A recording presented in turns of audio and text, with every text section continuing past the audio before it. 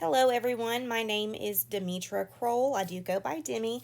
I'm the assistant principal at Travis Elementary School in the Port Arthur Independent School District. And today I'm going to be telling you about Seesaw and how you can use it in your classroom for virtual learning this school year. I had not heard of Seesaw until last school year when all of the schools in Texas shut down because of the pandemic.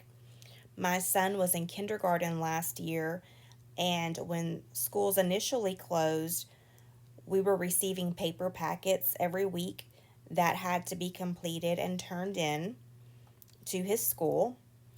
And after receiving the paper packets, then they moved on to the parents having to print out the packets themselves. And while I didn't mind that, it was a bit tedious to do every single week because it was a lot of pages to do with just a home printer. And so when his teacher informed all of the parents that we would begin using Seesaw, I didn't know what we were getting into because I'd never heard of it or even used it before. So I was a little bit curious to find out what it was all about. And as time went on, I really began to love it because it was so much easier to complete his schoolwork virtually than to worry about printing out papers, making sure I got those papers back to his school. And it just made life so much easier for me as a parent. So when I was selected to be the summer school coordinator for my campus this past summer, I really wanted to incorporate Seesaw into our program because I felt like it would really be helpful to our students, being that they could not come up to pick up any papers. All of our students were our younger students. The highest that we go is fifth grade, as most of you are in the same situation as we are. And I didn't feel like Google Classroom was something that they were really ready for at the time. So we had about 4 or 5 teachers that worked with us for summer school, and I told them all about Seesaw and I kind of gave them an overview of how it worked, and they all seemed really excited to try it. And long story short, it worked out pretty well, and those teachers who worked summer school with me spread the word and shared that information with other teachers on our campus. And now that we are entering virtual territory for the new school year, several grade levels have decided to use Seesaw in conjunction with Schoology. So, with that being said, we're going to start talking about what Seesaw actually is. And the first thing that I really like about Seesaw is that it is app based and web based. So, what that means is that you can download an app to access the program, or you can go directly to the web page to access the program.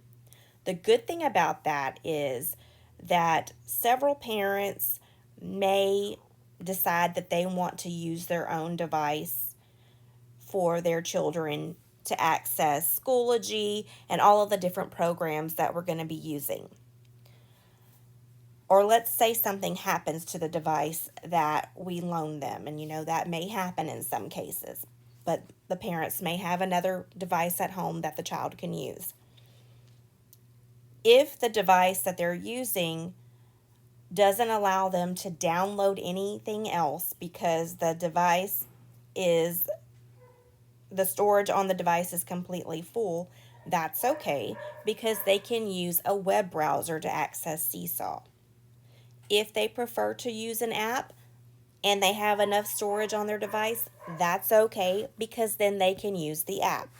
So if you're looking at my screen here, and I know you have been after I've been talking all this time, you will see that there are 3 icons at the top of my page. The third one is actually the Seesaw app. It looks like there's a bow tie with the word class underneath the bow tie. And if I click on that icon, it's going to bring me to the Seesaw screen. And then if I go to Google Chrome, which is a web browser, and you can see that it's at the website app.seesaw.me. Same thing, it looks very similar to what the app just showed us. Since I'm on an Apple device, I'm actually using an iPad. Safari is the default browser for any Apple products. If I click on Safari, it brings me again to that Seesaw website, app.seesaw.me. Again, looks very similar to what the app looks like. So again, the benefit of using Seesaw is that it is web-based and app-based. The next thing I'm going to show you is how you can sign in or create an account on Seesaw.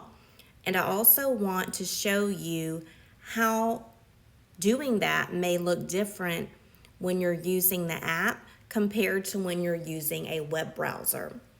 So I'm going to go ahead and click on the app. And if I want to sign in or create an account, I'm going to click on I'm a teacher. And a pop-up window will appear. And at the top of the pop-up window, you will see sign in with Google. Or you also have the option to just type in your email and password if you don't have a Google account and then sign in. Now, I wanted to show you what this looks like on Google Chrome. So I'm going to click on Chrome. I'm here on Google. So I'm going to type in seesaw.me because that's the website to get to Seesaw. And when I do that, I can't just sign in right away because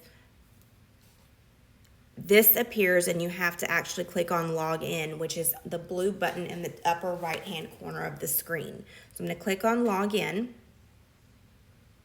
And once again, I'm going to choose I'm a teacher. And this is how the screen appears on a web browser. So I'm going to show you the difference between the web browser and the app. So here on the web browser, the first thing you do when you sign in is it gives you the option to enter your email or password if you don't have a Google account. And then underneath all of that is the button to actually sign in if you do have a Google account. But if you go back to the app, it's displayed exactly the opposite way. The first thing that they offer is signing in with a Google account, and then they offer signing in with an email address or password if you don't have a Google account. I wanted to show this to you because there are many times where you may be trying to tell a student how to do something remotely. So maybe they're having difficulty finding something on the screen, and it's really frustrating to you as the teacher because you're telling them how to find maybe a folder or a button to click on, and they just don't see what you're seeing, or they're saying that they don't. And when they say that they don't, that could very well be true, because if they're using a tablet like most of our students will be using when school begins, because they're all receiving a Samsung tablet, then that's probably more than likely going to display things in a different way than your desktop computer in your classroom. Even if you have a Chromebook may not display things in the same way that an iPad may display them. An iPad is not going to display the same things in the same way as a laptop. So you have to keep that in mind when you're working virtually with students, because they may truly not be able to see what you see. And I think that's going to be a disconnect with a lot of us. I guess I always knew that was true, but I really didn't take it into account until I was trying to walk parents through how to sign into different apps over the summer. And I was using my iPad just like I am right now, and they just couldn't seem to see the same things that I was seeing. And it wasn't until I realized that the interface on their device was different than mine that I made the connection. Okay, so I really need to change the way that I'm trying to instruct them to do things. So just keep that in mind. I wanted to point that out to you. And if you were interested in seeing how it looks on Safari, It looks exactly the same way as it does on Chrome because they're both web browsers.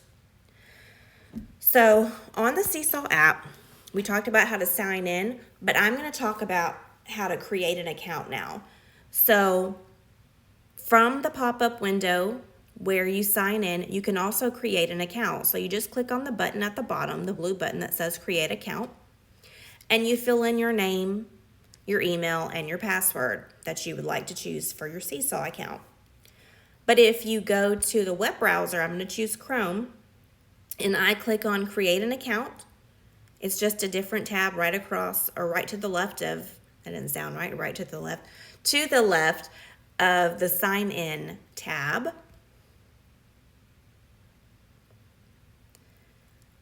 And here it shows you how you're allowed to sign in. Now you'll notice on the web browser, it gives you the option to create an account using Google. That's at the very bottom. But on the app, it does not. I like to use my Google account for Seesaw, and so I did make a demo account just for the purpose of showing you how to log in. So I'm going to show you that next. Okay, so I'm going to click on Teacher Sign Up with Google. And if you already have your district email listed when this screen comes up, you can just click on it. I'm not going to use my district email for the purpose of creating an account because I already have an account using that email address. So I'm going to use my demo account that I created just for the purpose of this video. So if your account's not listed here, just choose use another account and a pop-up window will appear and you'll type in your email address.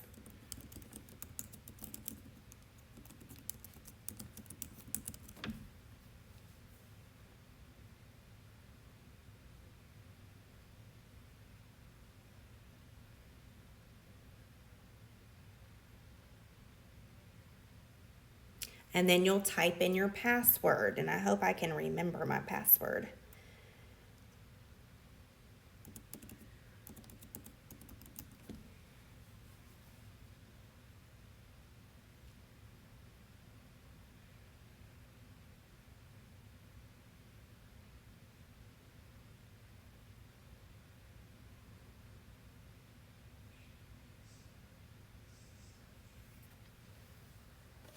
And I notice that it's running a bit slow tonight.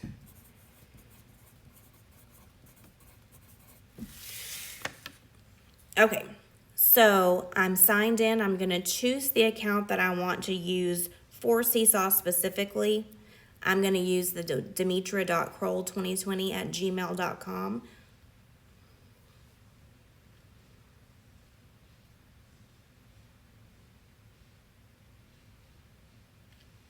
And it's acting as if my account has been created. So a window is going to pop up if this is your very, very, very first time to get into Seesaw, and it's going to ask you two things. The first thing it's going to ask you is if you want to import from Google Classroom. Now I'm going to talk about that in just a second, but if you just because once I do that, it's not going to allow me to go back. So if you don't have Google Classroom, and I think most of us do right now, when I gave the training with our pre-K teachers a couple of days ago, we weren't really talking about Google Classroom, but here recently we have been, and I think that the technology department has imported our classes into Google Classroom, so you could actually choose import from Google Classroom if you wanted to. But if you don't, I'm just going to go ahead and name my class. I'm going to say that this is Miss Kroll's third grade social studies class. And then it also asked you to choose your grade level. So of course I said I was third grade. But if you don't teach pre-K to 12th grade, then you can choose other. Maybe you're a special teacher and you teach multiple grade levels. Or maybe you are a physical education teacher, maybe you're a music teacher. So whatever grade level applies to you, click on it. If it doesn't apply to you, you can click other. I could click the green check mark in the upper right hand corner of my pop-up window when I'm done, but I'm going to show you something else that you could use to create your class. And again, that is import from Google Classroom. Okay, so instead of naming the class in the white box, then choosing a grade level and then clicking the green check, I'm going to create my class by importing them from Google Classroom. So I'm going to click on the link, and in your case, you would choose your district email address as the account that you're going to use to sign in. I'm going to use another account because I created a demo just for this video. So do as I say and not as I do.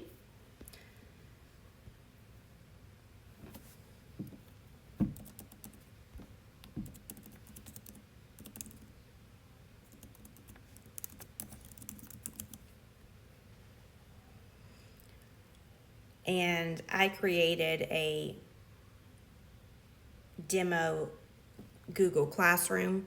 Really, I didn't put anything in it except for students. So I'm just doing that so that you can see how I import my students.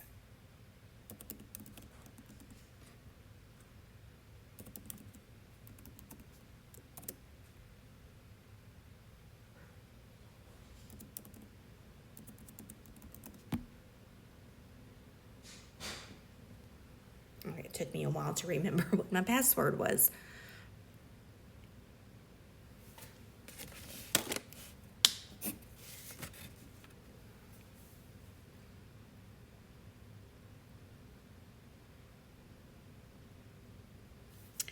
Okay, so I'm going to click that again. And it says Seesaw wants to access your Google account. And Seesaw demo is the one that I made the fake Google Classroom on. So it's telling me that by choosing allow, I'm allowing Seesaw to see the email addresses of people in my classes, the profile pictures, the classroom rosters, and the classroom classes. So I'm going to click allow.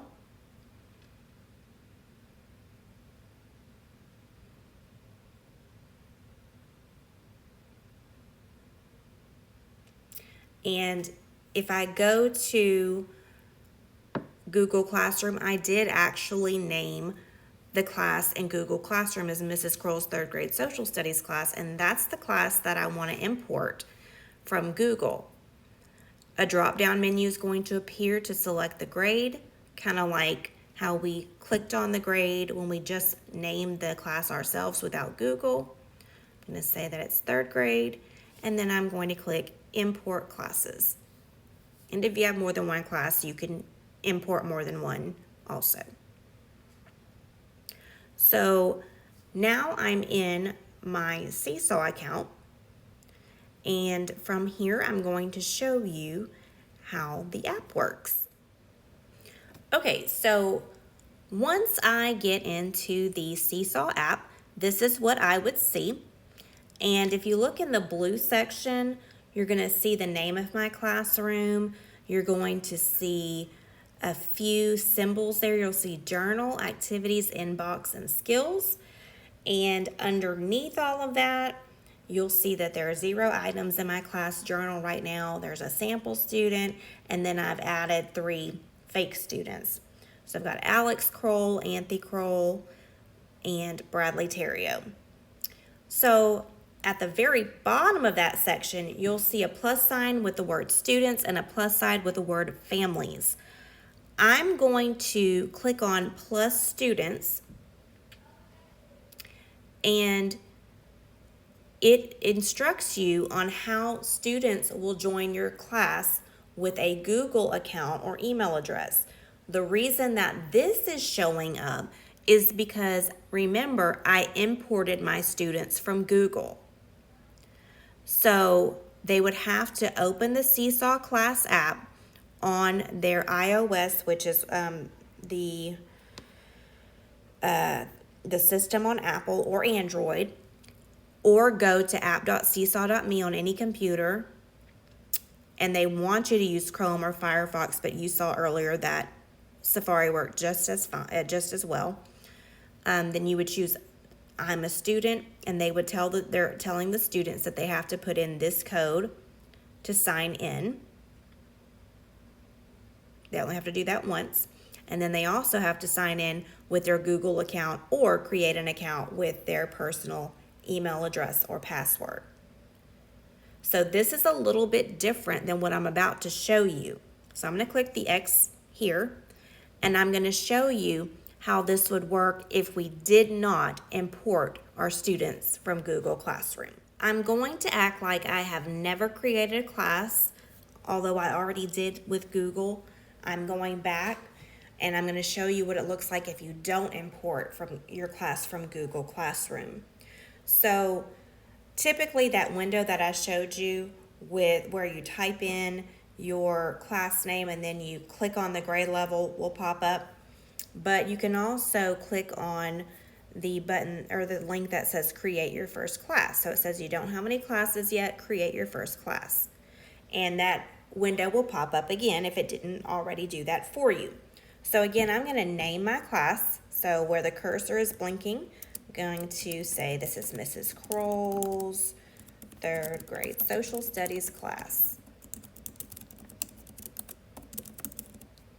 And like I said, I would choose third grade and then click the green check mark in the upper right hand corner of your pop-up window. Okay. Now, sometimes a pop-up window will appear automatically that asks you to add students. And if it doesn't, that's okay, because where it said plus students at the bottom right-hand corner of your screen, if you click on that, it's going to have a pop-up window that comes up like this, and it's going to guide you on how to add students. So where it says add students to class, it says, do you want students to sign into Seesaw using their Google account or email address? I'm going to say no, because I don't want to have anything to do with Google to show you how to do this, because we've already imported from Google Classroom. So I'm going to say no. And it says, most often, do your students share devices or do they have their own device? So when they're talking about shared devices on Seesaw, they're talking about students using the same device in the classroom. So maybe you only have 3 tablets and multiple students are using it at the same time, or multiple students are using it at different times during the day. So because we're talking about virtual learning at home, we definitely want to choose the other option where it says one-to-one devices. So click on one-to-one devices. And here it's going to give you the option to manually input your student names. So I'm going to go ahead and do that. Anthe Kroll, that's my daughter. Put Alex Kroll, my son. And I'm going to put Bradley Terrio. My nephew. So once you add all of your students, you can click the green check mark. There's also a link to paste a list of student names if you want. So I'm going to go ahead and click the green check mark, and a window is going to pop up that looks like this. I want you to just totally ignore what this window says, because it is giving you directions on how to get students signed in.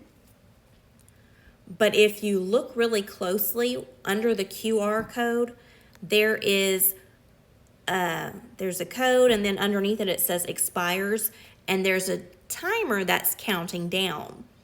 And the timer actually starts at 60 minutes, and after the 60 minutes expires, then the code resets itself. And so this is not something that we want our students to use at home whenever they're setting up Seesaw, because if something happens and they have to sign in again, or maybe you created the code but they weren't able to get online until 2 or 3 hours later, The code that you've sent them, if you send them this one, it's not going to work. So once this pops up, just totally ignore this window.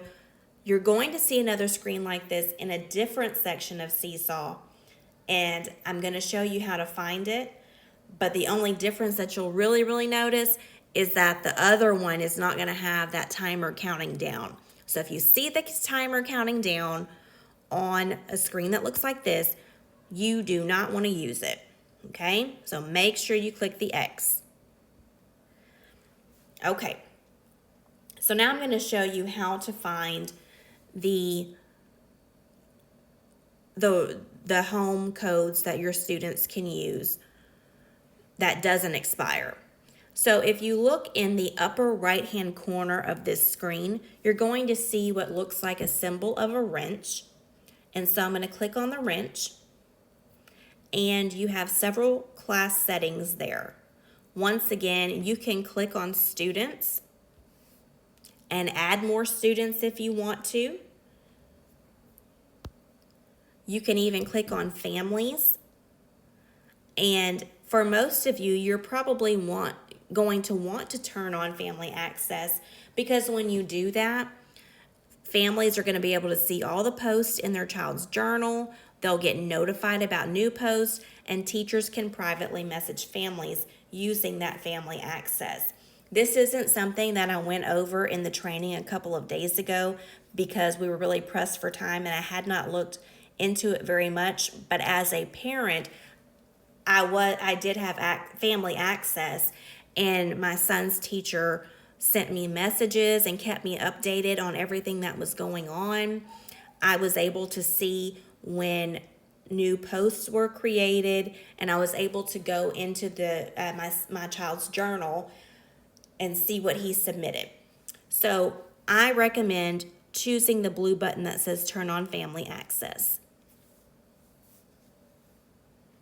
And if you do that, then you will be able to put in family members' email addresses or phone numbers in those blanks. If you don't have the emails or phone numbers, at the top there it says you can also print invites or share an invite link.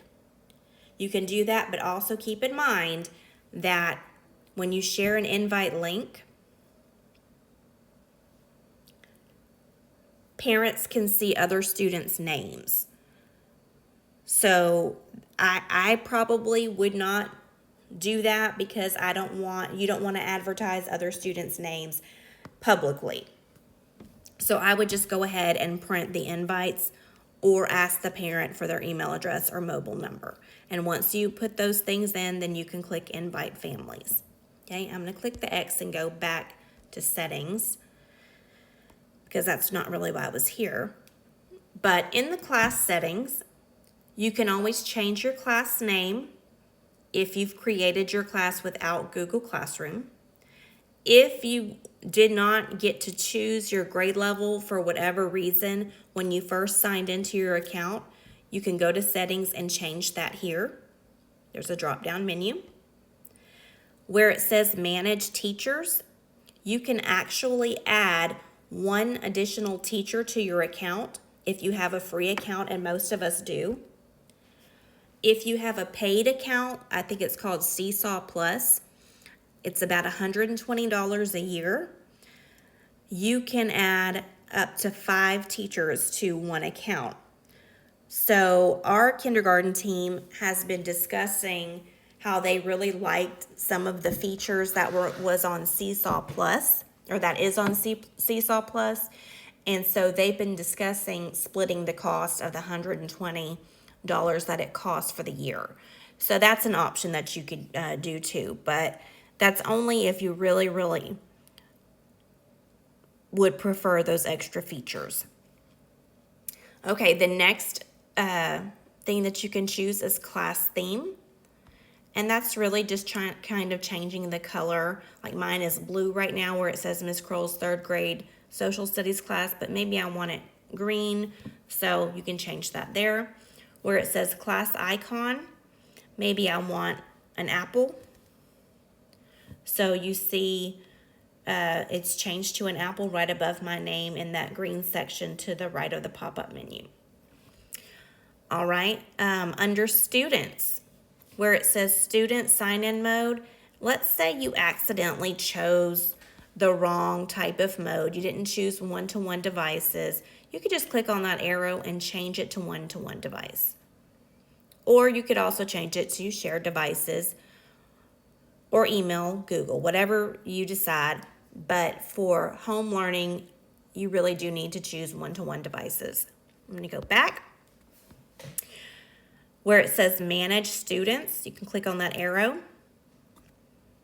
and you've got all of your students listed there. Let's say that Alex Kroll just really doesn't like the mouse as his icon. I can click on that arrow and I can choose something else that he likes. Maybe he likes the hedgehog. So now he becomes a hedgehog. Or maybe he doesn't like any animal at all. I can choose his initials. Okay. I can also edit his first and last name. I can change his display name. So maybe like my son's name is actually Alexander, but he never goes by Alexander. We always call him Alex. So the display name is Alex Kroll, but his real name is Alexander. If he has an email address, you can add that there.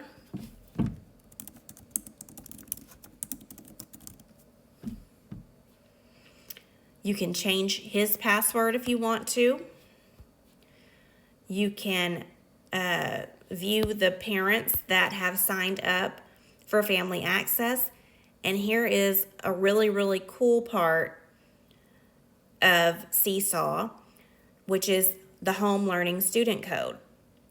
So remember that screen that popped up with the timer counting down that I said just ignore that, we don't want to use it. Well, if you click on each individual student in settings, you can find their home learning code, and that's the one that you'll want to use. It's just like using a password. So you click on Get Home Learning Code.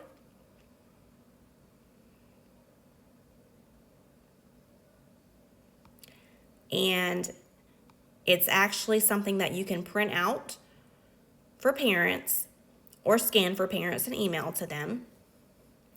And it gives the parents directions on how to access Seesaw. And it gives the parents the access code that the students would need to sign in. Now, every single student has their own individual access code. So this one is Alex's, but if I went to another student in my class, they would not have the same access code as him because it's sending them directly to his own account. There's also a QR code that you could use. And if for some reason the student is in the same class beyond a year, then you would need to get a totally new password. But this code, where it's in bold for number 3, is the code that should last you about a year. So I'm going to click off of that and go back. You could also remove a student from the class. So let's say Alex Kroll moved away and he's never coming back. I can click that red button and remove him from the class. I'm not going to do that right now, but I did want to tell you about it. I'm going to go back and I'm going to click on the X again, and I'm back to the class settings, and we were just at Manage Students. Now we're going to click on Home Learning Student Codes. So this is the best thing. So if you don't learn anything today, you really, really need to learn this, because this is what parents are going to be asking you for. They're going to be asking you how to get their kids into Seesaw if you're not using Google Classroom. So you have 2 options. You can print the codes. So you just click on Print Codes, and it actually has a printout page for every single student.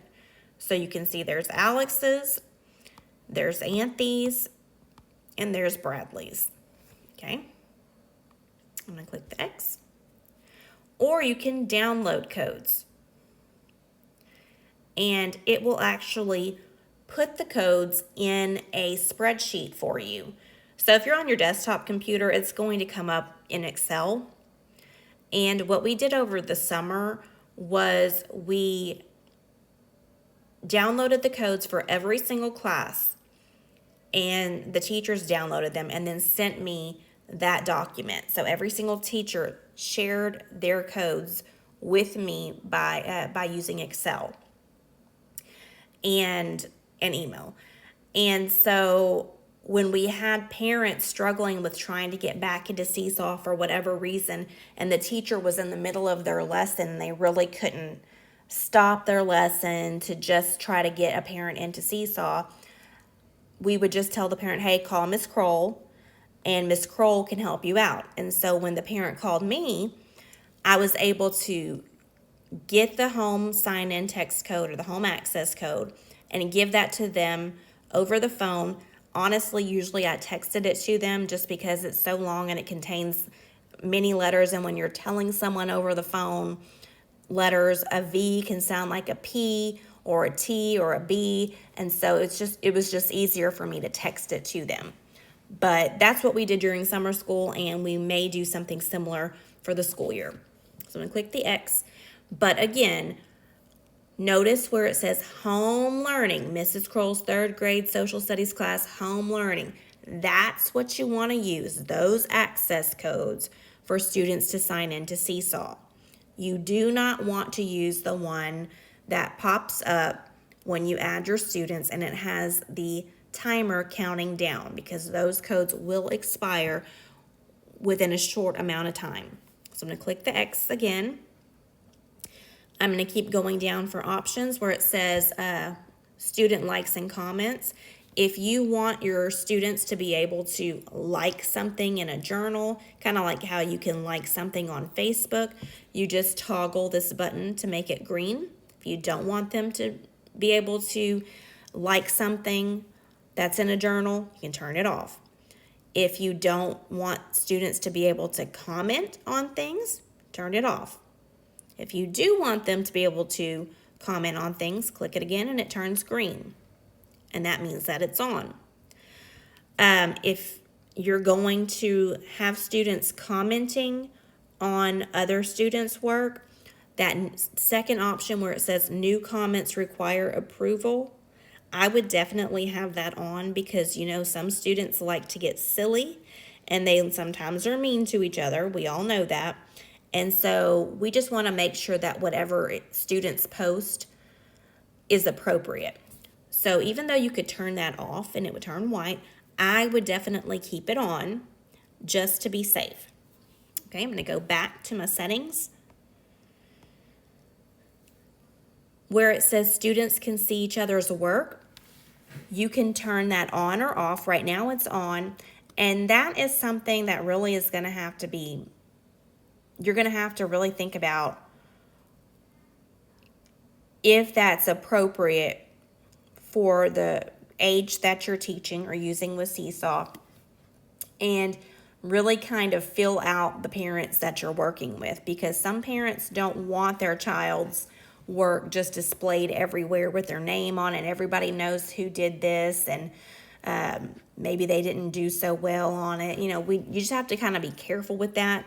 So that's just something that you're going to have to fill out with your students and your parents when school begins.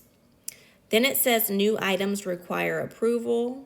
I would keep that on. That's whenever a student posts something and then others can see it. So once again, if you're going to do students can see each other's work and you're going to have that on, then you probably would want to have new items require approval on as well.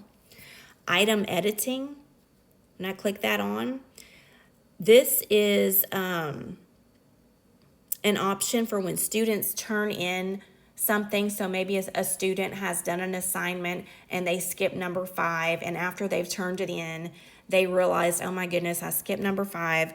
How can I get it back? So if you want to give them the option to go back and correct something that maybe they've noticed on their own, then I would have that turned on. And I think that's a really good a really good way to, a really good thing to have on, because students need to be self-aware. And if they're catching those things on them by themselves without you having to say, hey, you missed number 5, then that's a good thing, because that means that they are paying attention to what they've done all on their own, and they don't need you to hold their hand for everything. Okay, on the next section, it says allow students to edit who is tagged in posts. You can have that on or off. It's up to you. I'm going to go back. The next thing on the menu is enable sample student. I would definitely have that on, because that will give you an opportunity to kind of model with students what your expectation is for them. And you won't have to mess with an actual student's account. You can just use the sample student for that. And we already enabled family access. There's a tab for inviting families, a tab for managing families. Let me go back. Pending family approvals, family likes, comments, and sharing. So you'll have options on turning some of those options on or off. So family sharing, family likes, family comments.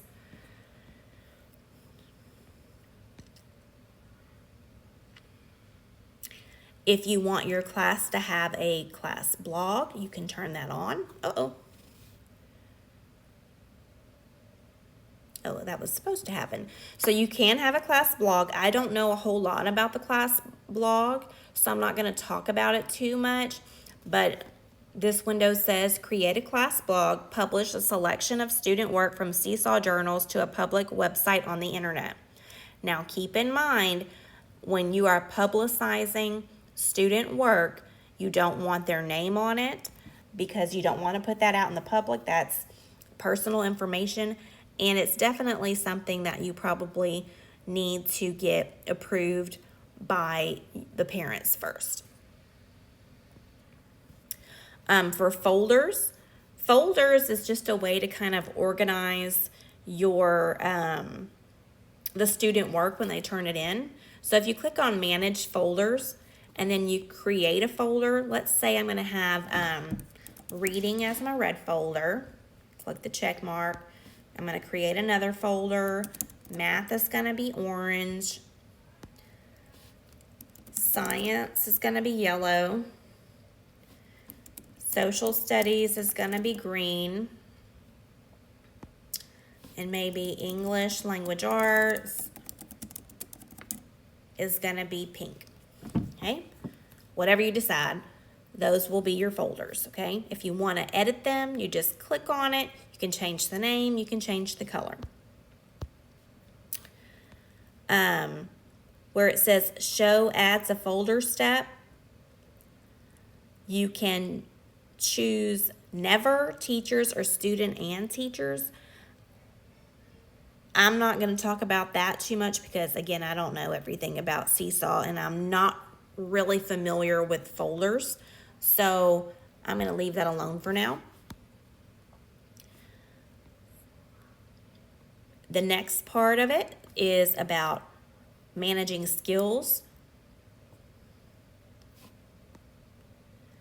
And if you're going to use the skills section of Seesaw, you do get it free for 60 days, but I wouldn't get used to it if you're not planning on purchasing the Seesaw Plus plan, because if you get used to using it all the time, it is going to expire after 60 days. I'm not going to talk about managing skills because, again, I don't know a whole lot about it because I don't have the Seesaw Plus account. And many of you may not want to purchase it either. I have a feeling that more people will be using the free account than the paid account. We're going to skip down to other where it says save to camera roll. I believe that's like if you want to save student pictures, where it says camera roll permission. It says make sure all student devices have given Seesaw permission to access the camera roll. So what that means is that when a student takes a picture in Seesaw, it will save it to their own device. Okay, I'm going to turn that off. And I would just leave where it says video quality, I would just leave it at the default high quality or slower high quality / slower upgrade. If you are done with the class at the end of the year, you can archive the class, which is the blue button, or you need to reset the family codes or the QR codes, you can click the red button. So I'm going to click the X, and that's all the options that you'll see if you have to add the students manually without using Google Classroom. So I am back now to show you that there are just a few differences between using an account in which students sign on using Google after you have imported them from Google Classroom, and an account that actually manually upload or add students. So again, at the bottom where it has the gray button that says plus students, when you click on that, remember this menu will pop up because it's not going to allow you to manually enter any students like when you do it on a manually entered account.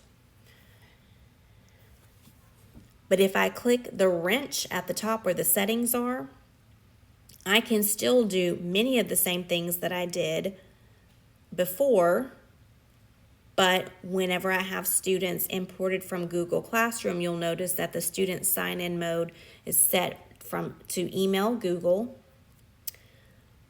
But generally, most everything else is the same. Okay, so the next thing we're going to talk about is the different sections that students and teachers can manipulate Seesaw. So we're first going to talk about the journal, and it looks like a book, and it's in the blue section of my screen. And the journal is really where the students will submit their work whenever you assign it, but they can also add to their journal and show you things that maybe you didn't assign. Maybe they just want to show off themselves reading, or maybe they just want to show off themselves drawing. Whatever it is that they want to show you that isn't an assignment, they can also put in their journal. So I'm going to show you an example of a student putting something into his journal. Okay, so this is actually a student view of Seesaw. And you can see here that this is actually Alex's Seesaw account, and there's nothing in his journal right now, but he's going to put something in his journal. So Alex, if you could click on the green plus button that says add. Do you see that button? Yep. Okay, click that. And once he does that, he can choose to upload a photo, create a drawing, upload a video, upload a file, create a note, or upload a link. I'm going to have him upload a video. So if you can click on video for me, Alex. Okay, when he clicks on video, you can see it's the camera here, and he's going to be able to record himself doing something. Okay, Alex, can you show us how to record a video? What are you going to press on your screen? You see this? Mm-hmm. Click on that. Okay. I'll start this. All right, go ahead and do it. And then read the words. Alan's big, scary teeth.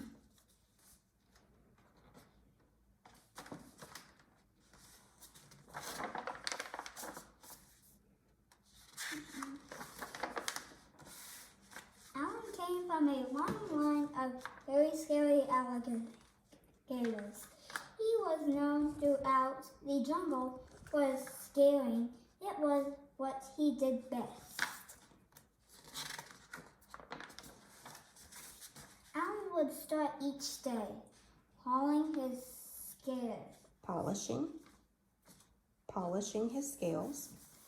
Polishing his scales. Sharpening his nails.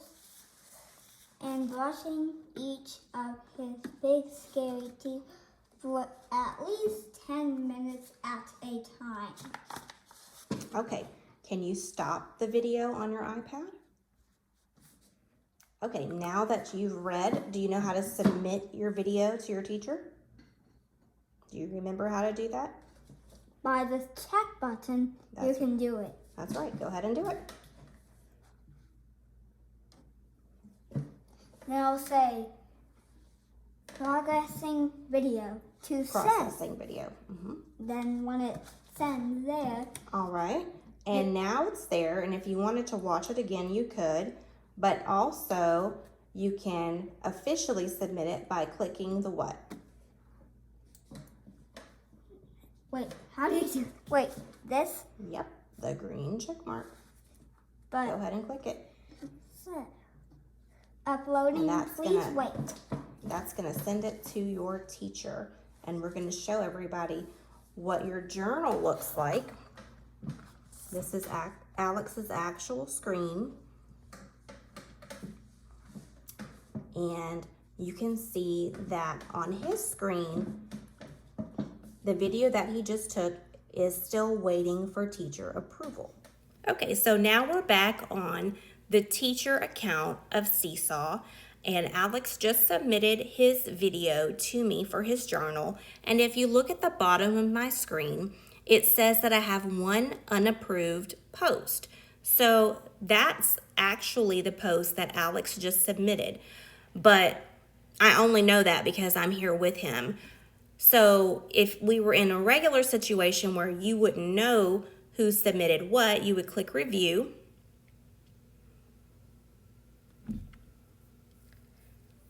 And his video should appear for me. So before I approve it, of course, I want to check it out. Click on that. Okay. I'll start this. All right, go ahead and do it. And then read the words. Alan's big, scary teeth.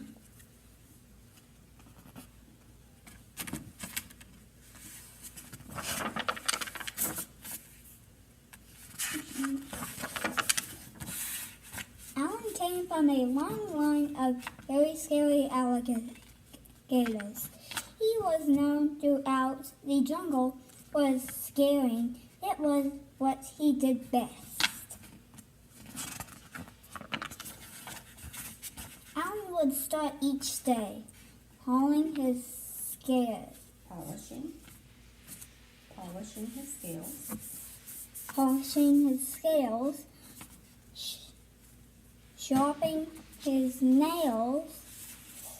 And brushing each of his big scary teeth for at least 10 minutes at a time. Okay, can you stop the video on your iPad? Okay, so once I view his work and I think it's okay, I can always click on the heart button that says like. I can leave a comment.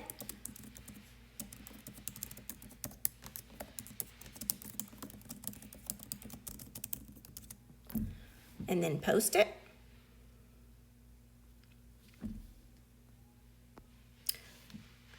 If you are using the Seesaw Plus skills feature, then you could click on the graduation hat and it would apply to the skills feature. And I can even put his work in a certain folder. So maybe I want this to be his reading folder. Then I can put it in reading.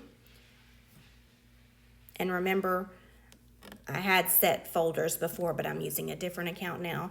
You can have a folder for every subject if you wanted to. And so on, okay? So now that I've looked at his video, I can click on the 3 dots to the bottom right of the screen.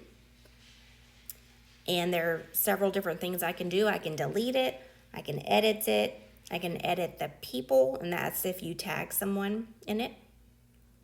Edit the folders, edit the date, just several different things. Let's see if I click edit folders. So I accidentally added this video to 3 subjects, and really I just want it in 1 subject. So I'm going to unclick math, unclick science, and then click the green check mark. So now you can see that it's just in the reading folder. So I've looked at it, I've done all that. I'm going to click the X in the upper left-hand corner near the video, and I really like the video, so I'm going to approve it. But let's say I really thought like he needed to improve on something. So I could click send back if I wanted him to redo it, or I could just delete it. But I'm going to go ahead and click approve. And Alex should get a notification on his screen that lets him know that it has been approved. So now I'm on Alex's account after I have approved his post, and you can see that the journal was selected, and he can see that I placed this item in his reading folder, that I gave it a heart because I really liked it. He can see my comment that I left for him, and it is approved. So this is what the student might see on their end. So I'm back on the Seesaw program from a teacher view, and you can see that in my journal I have no unapproved items, and that just means that no students have submitted any additional work or journal entries. But let's say I want to go back and find Alex's work that he submitted earlier tonight. So I can just click on his name, and I can actually click on where it says print PDF. It's going to create a PDF for me. View and print.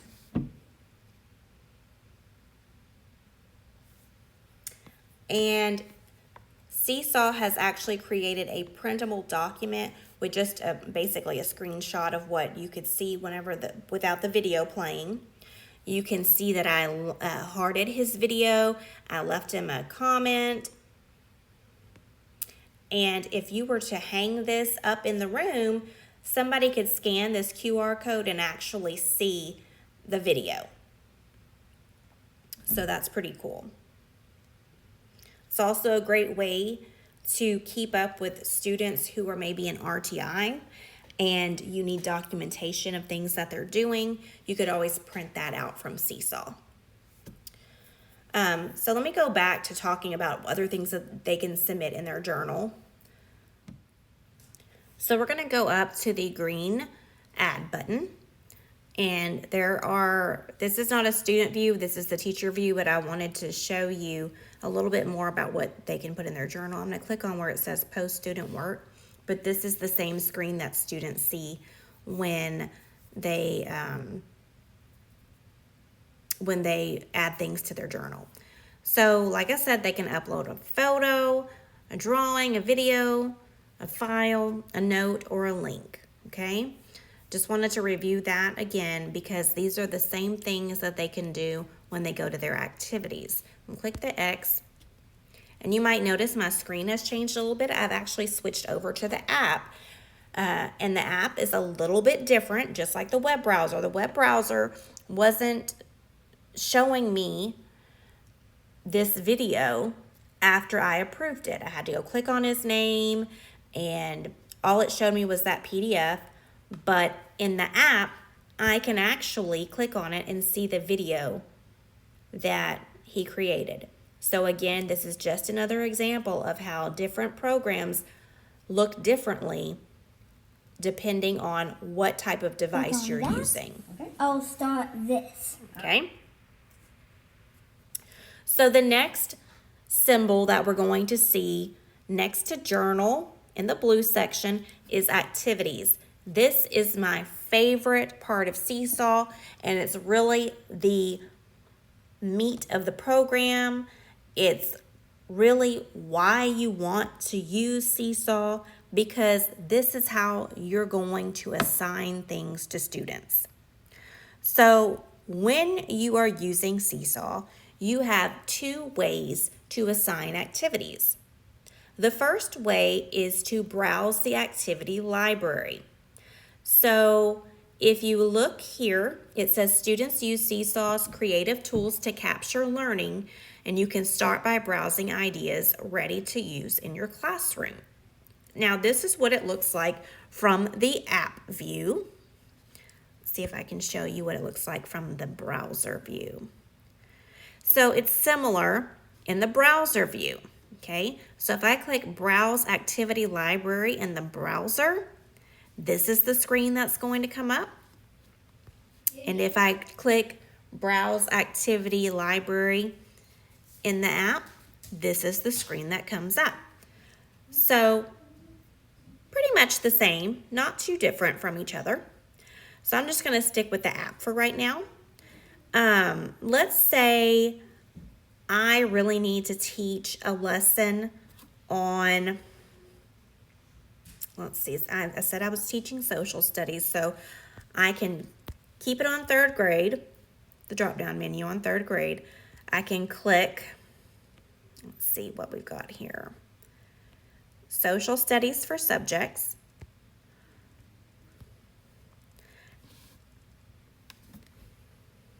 And I think it's going to try to load. And I think social studies learns a lot about communities, so we're going to probably search for activities that deal with communities. If we can get it to come up.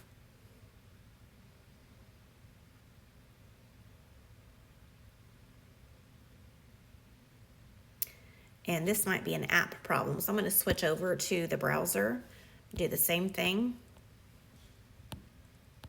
On social studies, let me type in communities.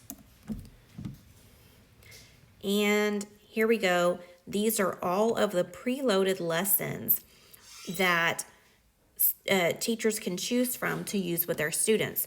So not only will you have the ability to put in your own lessons on Seesaw and own activities, but they have activities already embedded in the program that you can use for free. So let me see if I can just find something that I kind of like and want to use and show you guys.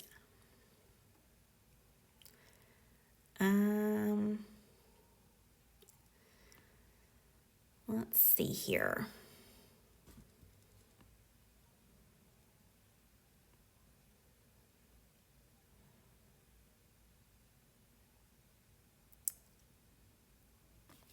Let's try this staying safe online. And let's see what it says. It says staying safe online. We had a really great talk about staying safe in school, in our community, and online. Watch the video, then post in the comment section what you think. Remember that we want this to look like a conversation, just like we have a grand conversation for ELA. So if you agree or disagree with someone, type their first name and then respond to their post. So if you have a child who really can't read very well, you can always click the play instructions and it should read the instructions for them. We had a really great talk about safety in school, in our community, and online. Watch the video, then post a comment section of what you think. Remember that we want this to look like a conversation, just like when we have a grand conversation for ELA. So if you agree or disagree with someone, type their name first and then respond to their post. So if you look over near the car or under the cartoon to the left, it looks like there is a little link symbol there. That's just telling you that that's a link probably to the video. So if I think I'm going to like this assignment, let's see if I click on that. If I click on that cartoon, it's going to bring me to the video actually. And you can review that. Do you like going online? There's lots of fun things to do, but it is important to remember some simple rules that will help you and your friends stay safe. First of all, okay, so I'm not going to go over it, but when I clicked on the cartoon, it actually brought me directly to that link so I could see if that was really something that I wanted to use with my class. So let's say that I really, really like this assignment. It really matched the curriculum that we were doing for the week, and I wanted to use it with my class. I can click on the heart, and what that does, it means that it's one of my favorite activities. It's going to put it in my library, and I can actually assign this assignment or activity to my students directly from this screen, or if I want to wait till later and maybe browse some more and see if there's another activity that I like better, I can just wait until later and go back to my library and find it. Let's say that there's something on this assignment that I want to change that's a little bit different than what the original creator of the assignment did with theirs. So I can click on these three little dots, and I might say copy and edit activity. So maybe it's the same exact activity that the other person created, but I want to make some changes. Maybe I want to change the name of the activity to online safety.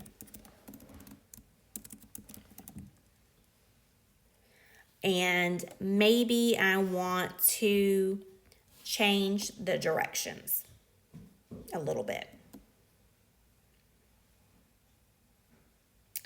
So maybe I want to say, if you agree with the video, like this activity by clicking the heart. In the comment section, explain why you agree or disagree with the video's message. Okay? And when I'm done making changes to that activity, I can click save. And here it is, just like I changed it. And if I go to my library, guess what? There's the activities, and there's the online safety activity that I edited from its original author. And there's also the activity from the original author. So let's say I want to assign that activity to my class. All I have to do is click the green assign button, and it automatically selects everyone in Mrs. Kroll's third grade social studies class. Now you also have another option here. If I click on edit students, maybe I only want Alex to do this assignment because Alex has really been struggling with understanding communities, and I had to sit down and reteach him. And when I say sit down, I mean virtually. Maybe we had to have a one-on-one Zoom meeting, or we had to have a breakout room away from everyone else so that I could work directly with him. And this is just a follow-up to that reteach that I did. So I just want Alex to do it, so I can click his name, click the green check mark, and then if I click the green assign to one class, it's not actually going to assign it to the entire class. It's just going to assign it to Alex. So if you look back up there where it has the name of my class, you'll see there that it's only one student is selected because I only selected Alex. I can go back to that link where I chose Alex, and I can go back and choose everyone if I want to. I can even put this assignment in a special folder. So remember, I created folders earlier. So if I click on the folders tab, I didn't even put a social studies folder. Let me put one now. I can add it here if I forgot. And maybe I want my social studies folder to be green. Click the green folder, click the check mark, and I want this assignment to go in the social studies folder, so I have the green check mark next to social studies. And then if you have that free 60 days with the skills feature, or you have the paid account, you can link this assignment to a skill. But we're not going to do that. So I'm done with assigning the assignment to my class. I've selected a folder. Now I can click the green check mark and then click Assign to one class.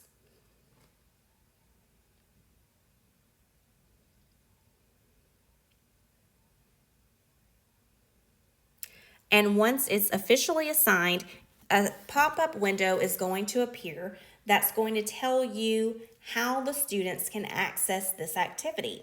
So all they have to do is sign in from their device and then respond by clicking on the Add Response button. So I'm going to click my gray X on the screen, and I'm going to show you how that looks on Alex's iPad from a student view. Okay, so now we are back on the student view, and it defaults directly to the journal usually. So if a student has an assignment, they will have to go to the assignments tab. But the good thing about it is that if there is an assignment or anything that they need to know about that they haven't looked at yet, there is going to be a number with a red circle behind it to let them know how many activities they have or how many messages they have or whatever. So if Alex was to log in here, he would probably notice that red circle with the 1 and near activities, and so that would give him an indication that he needs to click on activities. So once he clicks on activities, there's the activity there. He can read the directions or play the instructions for himself if he can't read it. He can watch the video, and then to add his response, he just clicks on the green button and he chooses how he's going to add it. So if maybe he's going to write a note to explain his comment, and maybe he's going to say, I agree with the video because, and I'm just going to put that.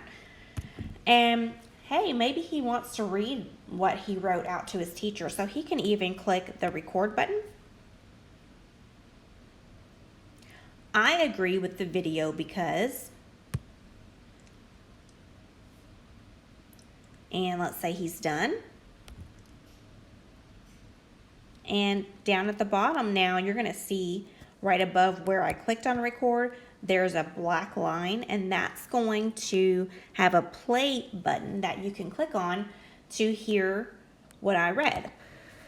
I agree with the video because, and so once Alex or whoever is doing the assignment is done, he can click the green check mark.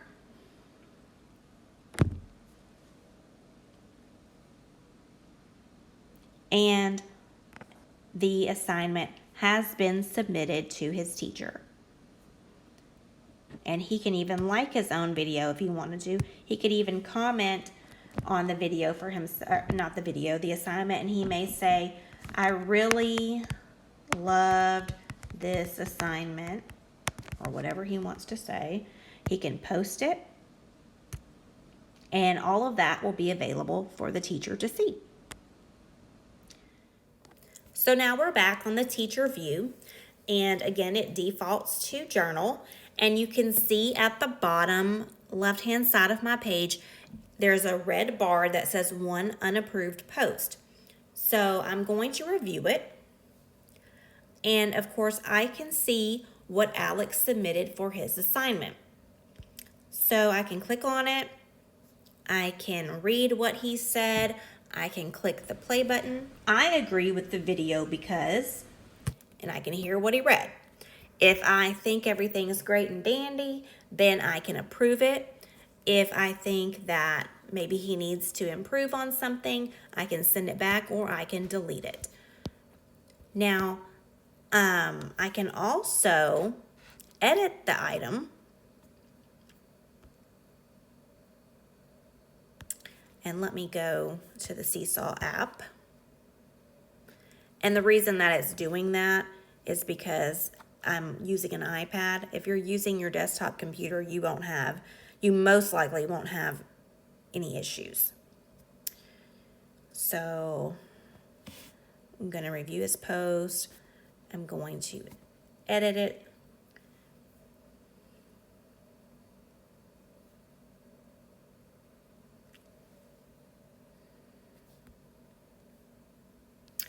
and maybe I want to make a note on his assignment. From Mrs. Kroll. Great job, Alex. You scored a 100% on this assignment. So if you want to give that type of feedback, great. I think that's wonderful. And then I can click the check mark.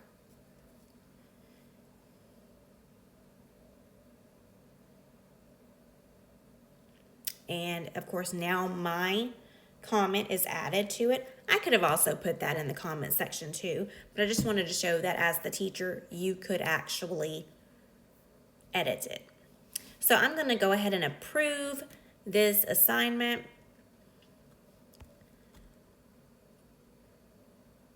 And it's going to automatically go into Alex's journal.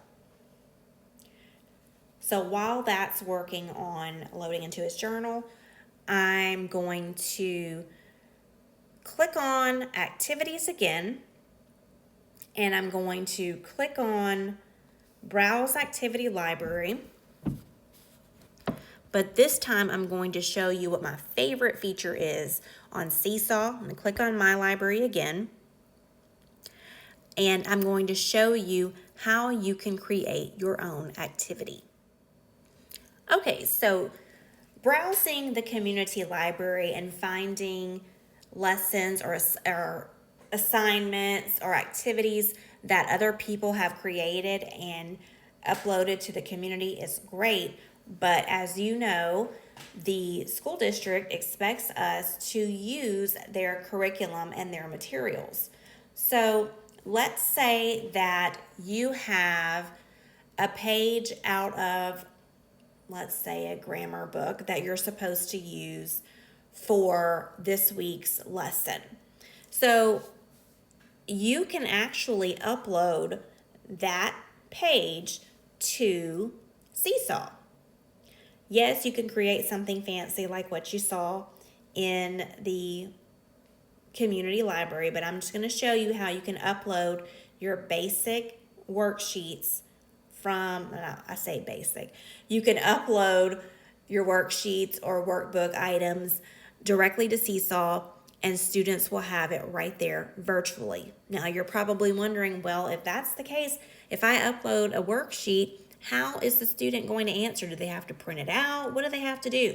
The answer is no. I'm going to show you. So the first thing you do is click on Create New Activity, and you're going to name your assignment. So I'm just going to say complete the sentence. Of course, you can get fancy with it if you want. For student instructions, you can type in the instructions. You can add the voice instructions. You can add multimedia instructions or an example. But at the bottom where it says student template, I'm going to click add. And I actually have a picture of this assignment on my iPad, so I'm going to choose photo. But if you're on your desktop and you have scanned a worksheet using the copy machines that you have in your building, all of the Travis copy machines have a scanning function that will allow you to scan worksheets or documents, and then it will email it directly to you. I do that all the time, and a lot of our teachers do that too. And when it emails it to you, it will email it to you as a PDF. So if that's the case and you have that PDF saved on your computer, you can just click upload to upload it. But because I'm on my iPad, I'm just going to click photo. And what I'm going to use for, not photo, I'm sorry, I lied to you. I'm going to click upload. And then I'm going to click photos and videos. And I'm going to click on Recents, and I'm going to choose this worksheet. And this is just something that I found online. It's definitely not part of our curriculum with the district. But this is the worksheet that I'm going to choose for my assignment. So if I am happy with everything that I see on there, I can click the green check mark. And you can kind of see it down at the bottom. It's in really, really, really tiny. It's a really tiny picture of the assignment. If you want to see it again, you can click on it. And it pops back up.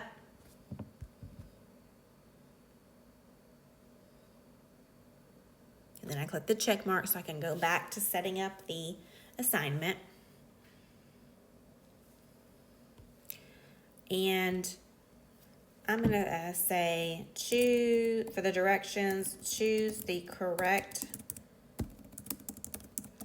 word to complete the sentence.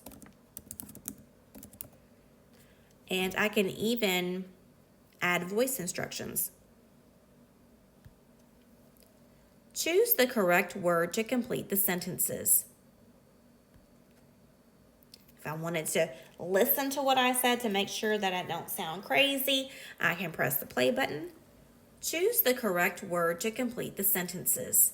And if I'm satisfied, I click the green check mark. If I don't like how I sounded, I can just click on record again, but I'm going to click the green check mark. So once I've set up everything for this assignment, I'm going to click save. And there it is in my library.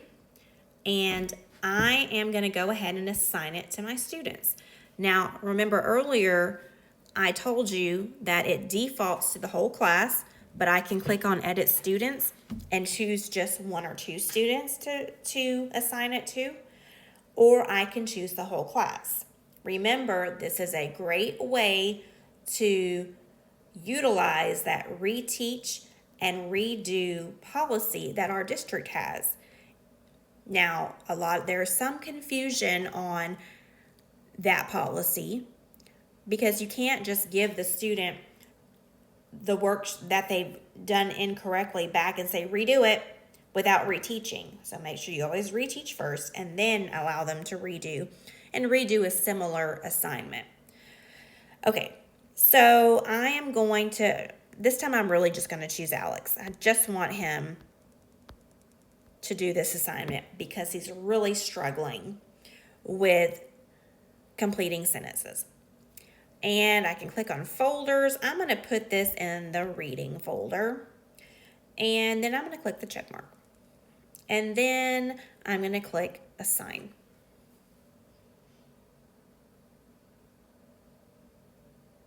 So once that finishes uploading, when I go to Alex's account, I'm going to be able to see that as an assignment that his teacher has assigned to him. Okay, so this window pops up every time you assign something, and it just explains to you how students can access the assignment and respond to it. Okay, so we are viewing Alex's account, and there's a number 1 by activity, so I'm going to click on that, and here we see the activity that the teacher has just assigned. It has a title, complete the sentence. The directions tell us to choose the correct word to complete the sentences, and if he wants to, he can listen to the directions. Choose the correct word to complete the sentences. So once he's done, he can click on add response, and he's ready to go. So at the very bottom of the page, there are several tools that Alex can use. There's a hand, a pencil, a pen, a highlighter, a marker, and an eraser. So I usually like kids to use the pencil for anything that they have to write with because it has a smaller tip and it's just easier to manipulate. So I'm going to choose the pencil. And if you don't like all of those tools kind of getting in the way of something that you're doing on a document, if you go up to the top where you see the X and then the magnifying glass and then the square, if you click on the square, all of the tools disappear. But you have to choose the writing tool that you're going to use before you click that square. So I'm not going to read any of this, but as Alex answers questions, he can actually just go in and circle his answers and be done with it. Okay, of course, hopefully he would read them and choose the correct answers. But that's just one of the tools that he can use. If you want to bring back all of those tools that you may disappear, where if you go to the top where it has the X, the magnifying glass, and now a pencil, click the pencil, and those tools will come back. Let's say that Alex didn't mean to choose and for number 1. If he clicks on the eraser, he can just erase number 1 and go back and click the pencil and choose another answer. Let's say that you wanted Alex to read the sentences after he answered all of the questions. He can actually go back to the left-hand side of the screen and he can choose the record button, which is the microphone.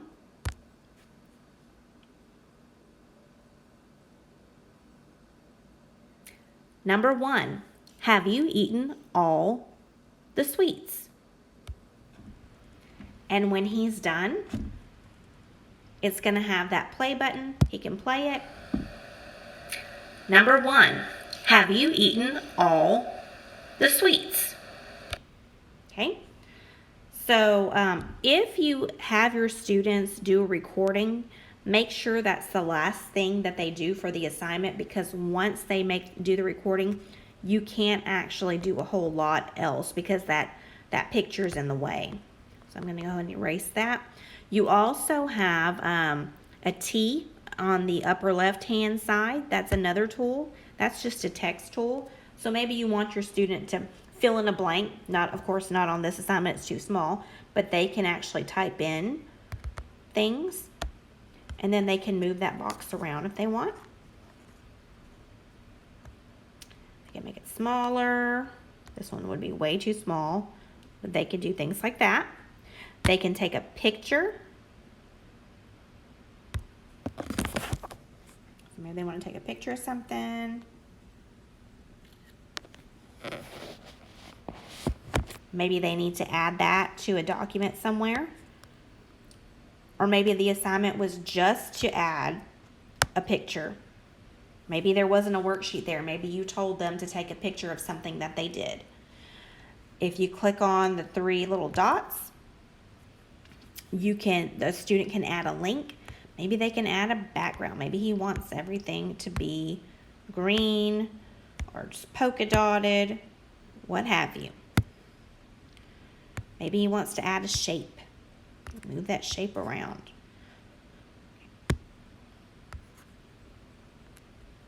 Maybe he wants to go down to the bottom and he wants to write something with the pen. Or maybe he wants to highlight something.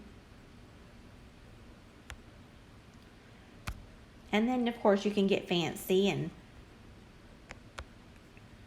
do little designs. But I just wanted to show you that even though this assignment wouldn't have called for all these tools, you do have a lot of options when it comes to tools. On the right-hand side where you see what looks like a rainbow, you can toggle or move that little circle up and down, and it'll change the color of the tool that you're using. If you're using a pen, pencil, marker, or highlighter. So if I go to pencil, it defaults to gray, but maybe I want my pencil to be purple.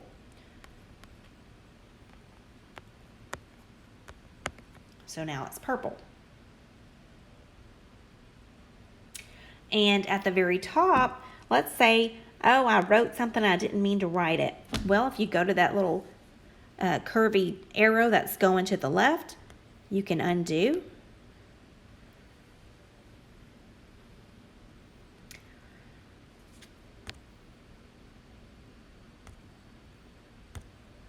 Or maybe I undid something that I shouldn't have undone.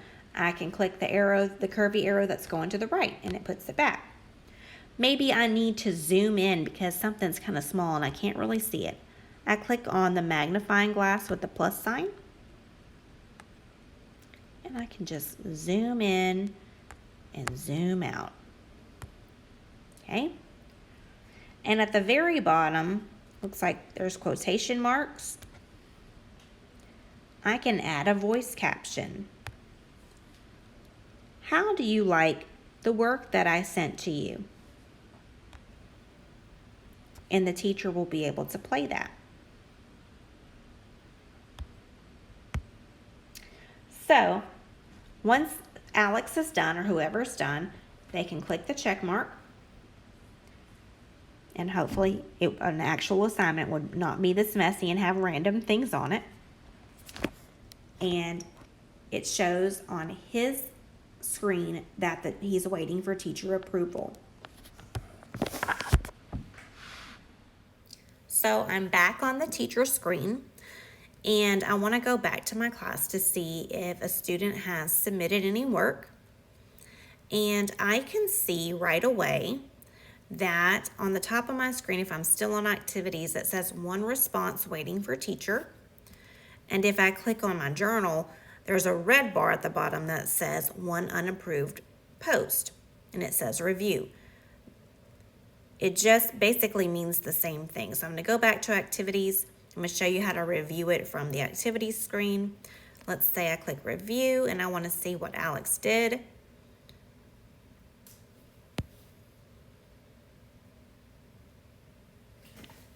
And here's what Alex turned in. And I'm very unhappy because he's just done all kinds of crazy stuff on this screen. And obviously he did not even think about what he was going to choose as his answer.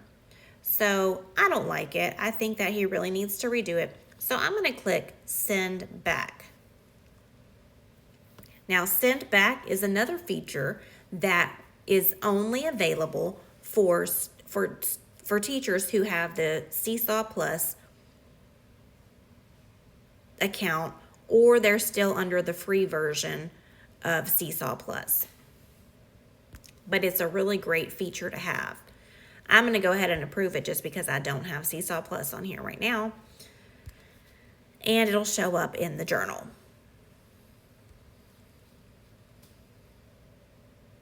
Okay. So that's basically how you can add activities to the account. For the inbox, you click on the inbox icon, and this is where you can send student announcements or family announcements. So we're going to start with student announcements. So we're going to click on the green button that says send student announcement. And you can type a message like, don't forget that your project is due tomorrow.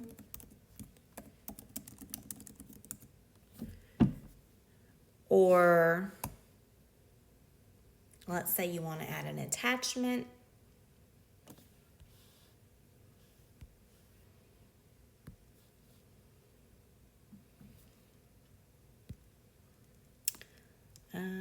Let's see here.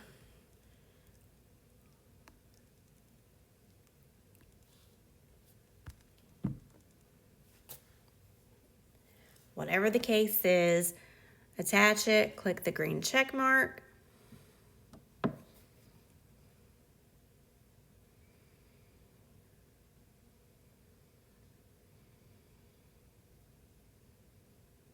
And you can see there at the bottom that it's available. Maybe you want to say, don't forget that meet the teacher is tomorrow from 1 to 4 p.m. Once you've finished your message, you just click the green check mark. Do you want to send it to all 4 students? We're going to say yes and now. And that message gets sent to the students. You can even send family announcements the same way. You'll, of course, first have to invite families and have them accept the invitation, and then send it out similarly to how you did a student announcement. You'll also see that I have one notification. So if you have any notifications, it lets you know if a student has submitted something, if a parent has messaged you, if a student has messaged you. All of that information will be in your notifications. And you can actually turn on your push notifications if you have this program on like an iPad or another type of tablet. And of course, the last tab is skills. And like I said, I'm not going to go into skills because it is only a feature that can be used with Seesaw Plus or the free version of Seesaw Plus. And most of us won't be using that. So I'm going to skip that part of the the presentation. So I'm going to go back to journal for a second. So remember that Alex turned in this assignment and it was just really raunchy. He just drew all over it. I can go back and let's say I want to put a grade on it. I can click on those 3 dots on the bottom of the assignment in his journal and I can click edit item.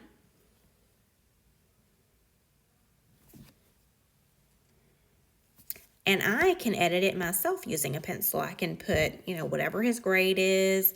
I can put a note. I can leave a note saying, please, parents, or please have parent email me regarding this assignment. You can leave it anywhere. You can resize that box if you want to. Put it up here for Alex to see or the parent to see. Whatever the case is, you can edit it and add your own grades. Then you just click the check mark and it's there permanently unless you change it. And you can see it is there in the journal. Also, another thing I wanted to add was at the top of the screen in the journal, near that green add button, there is a picture of a calendar. If you click on that calendar, you can actually see when students submitted items to you. So maybe you assigned something that you knew was due on the 14th. So if you click on the 14th, there's the assignment that was submitted for that day. And of course, that one was by Alex. It'll tell you who it was. Or if you want to know who submitted something on the 15th, there are the activities that were submitted on the 15th. So that's just another way to view the journal. Okay, so hopefully this video has been helpful to you. I did cover some things in this video that I did not get a chance to cover in the training that I gave a couple of days ago. So I hope this has been helpful to you. If you need the handout that I sent out to the people who attended the training, please email me and I will provide my email at the end of this video so that you can contact me at any time. And if there's anything that I can do to help you and to assist you with virtual learning, please let me know. I am by far not an expert on Seesaw or any other tool that we're using right now, but I do want to share any knowledge that I have with you and help you in any way possible. So with that being said, I'm going to close the meeting out. And again, if you need anything, reach out to me, and I hope everyone has a blessed school year.